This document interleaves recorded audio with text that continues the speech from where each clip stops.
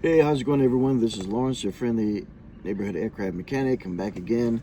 And last week, a flight attendant approached me. She saw I had my aircraft maintenance uniform on, had aircraft maintenance written on it, and she was interested in aircraft maintenance herself for her son because he's interested in becoming an aircraft mechanic. So she asked me to make a video for more about what school is like when I went through the MP program. So that's what I'll be talking about today. So before I do that, I want to mention a few schools that are here in Illinois, in Chicago, in Illinois, for those that live here and that want to go to school in the state to become aircraft mechanic. There's Ames. Ames actually partnered with American Airlines. So that's a really good program, and a lot of those mechanics, they'll have a better chance of coming to American than, let's say, well, they'll have a pretty good chance of coming to American than anybody else that isn't in some place that's partnered with American. Now, that doesn't mean that because you went to some other school that you won't be able to get into American, that you won't have a good chance. You will still have a very good chance of getting in. Especially once they see your resume. And right now they need mechanics. So like the last that I heard, this is just last week, they hired like 40 more aircraft mechanics. I think they're hiring more. So this is a really good time to become an aircraft mechanic and to get hired by American. And this is at American Airlines. So there's also Lewis University, there's Rock Valley, there's SIU, and there's Olive Harvey as well. Those are the ones that I know of here in Illinois. Okay, so the school that I went to was called Spartan School of Aeronautics. They're in Tulsa, Oklahoma. I went there to become an aircraft mechanic, and it was actually a good experience for me, being away from home the first time. Experience something new. There was a school in Florida called Embry-Riddle, and I knew I wasn't going to get much studying done there. There was a beach right across the street from the school, I think, and I would probably be at the beach a lot instead of studying. In Oklahoma, there's nothing but cows and horses and stuff like that. So I was so bored out of my mind that I wanted to study. So let's talk about that. So before I got to the classes where we actually did any work on aircraft, we had to take a bunch of general classes first. I took a mathematics class, I took physics classes, I took a basic electricity class, and that was cool. We had a lot. It was a lot of theory, but we actually had a couple of projects that we worked on as well. So that was fun. That was a fun part of it. But it was mainly book type work. And I had a really good teacher. I don't remember his name, but he was really good, and I learned a lot. I enjoyed the class. We had we had this sheet metal class, and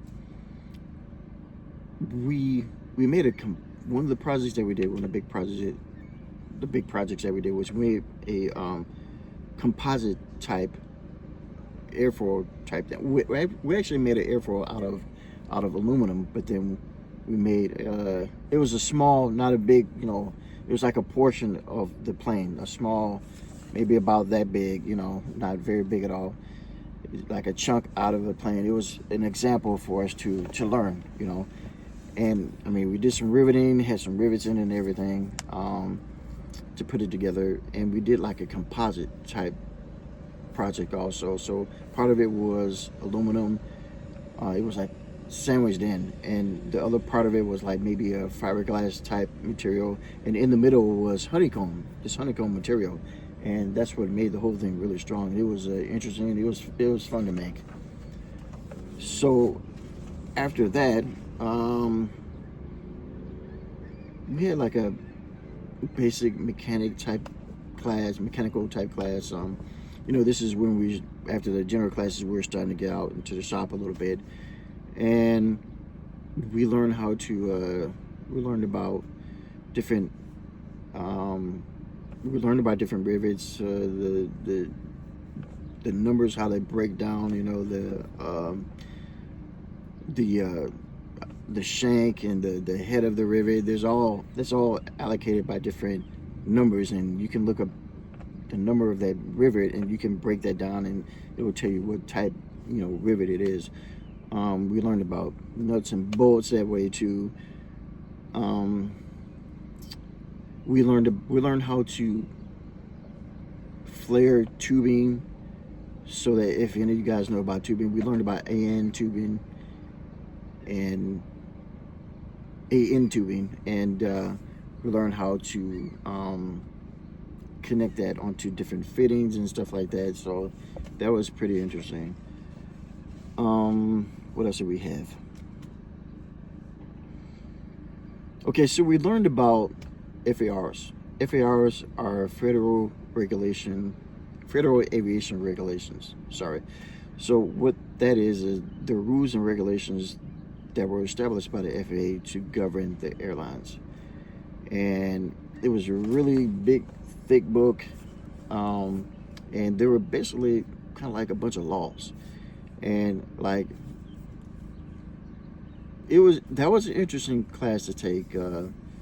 I mean, like, you know how lawyers have to pass the bar and they have to learn all these laws and stuff like that. It was similar to, I'm not saying that it was exactly the same, but it was very reminiscent of that.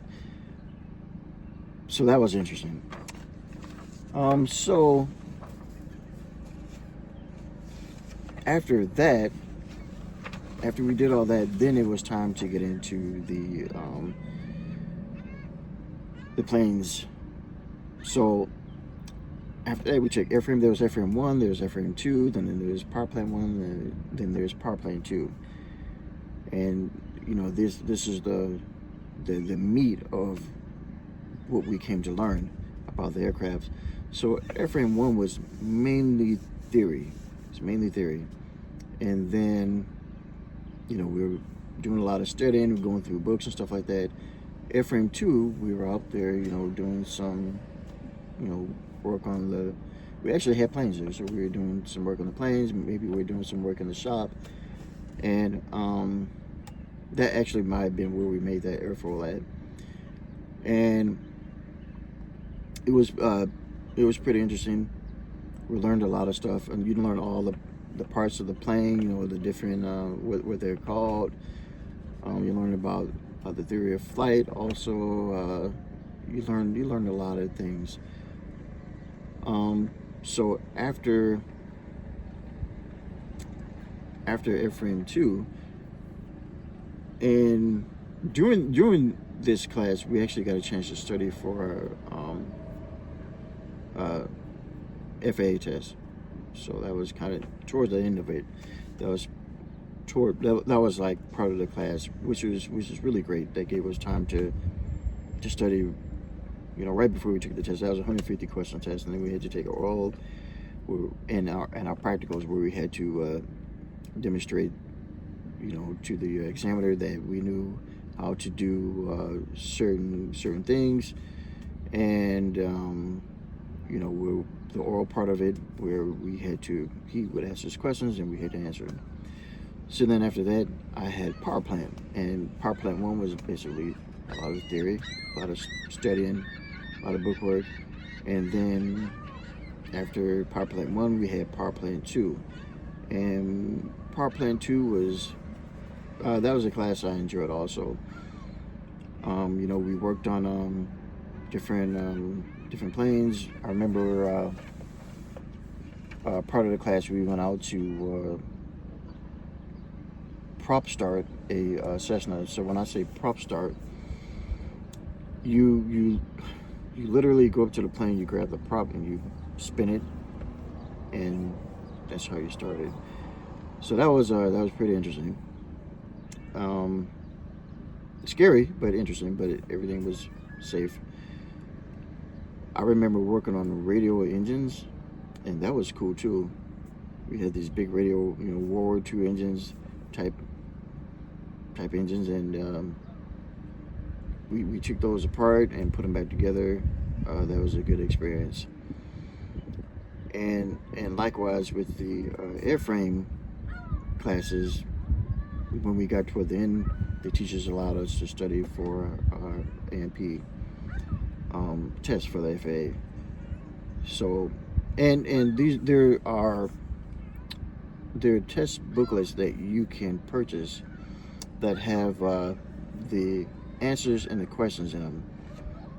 150 question tests for written tests for the for the written test, and you have to get an 80% on both of those tests to pass to get your license. So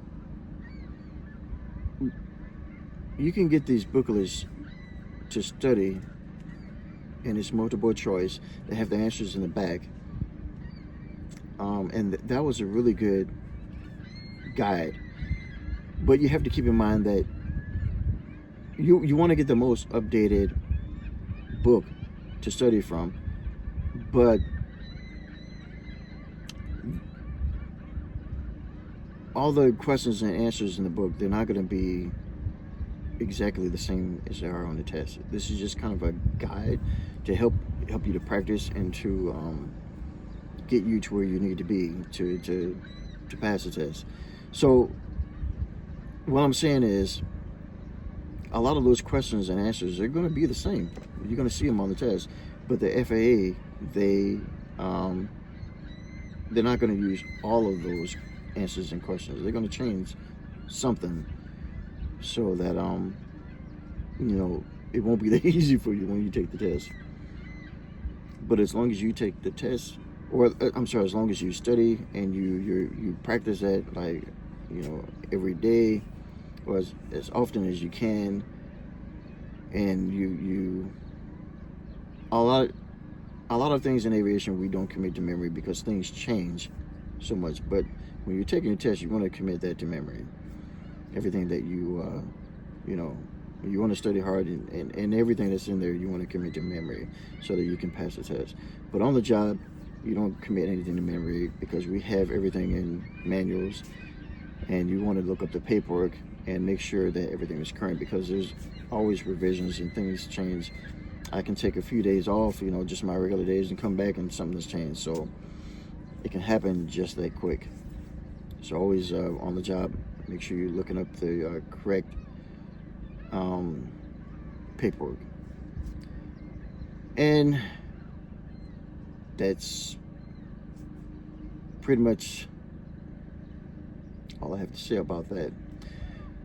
So if you have any questions for me, leave any questions below, any comments, subscribe for more content, give me a like. That'll help me out to produce more content. And I'll see you next time.